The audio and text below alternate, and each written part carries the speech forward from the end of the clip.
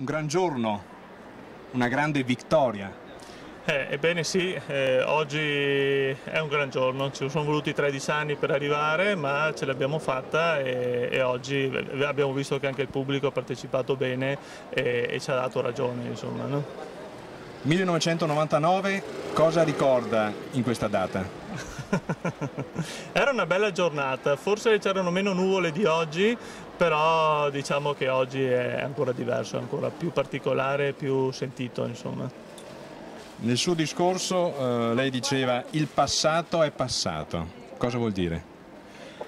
Sai, le cose passate non si possono più cambiare. È chiaro che si sono state fatte tante azioni, tanti cambiamenti, tante situazioni nuove.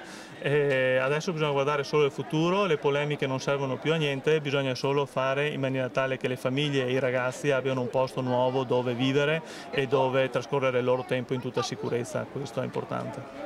Il centro ancora non è completato. Quando verrà completato e a che punto siamo? Allora, 3 attività commerciali apriranno già dal prossimo mese di ottobre, mentre il centro benessere, che è la quarta area, diciamo, principale del centro, aprirà verso prima di Natale, insomma. Un ruolo importante, la moglie.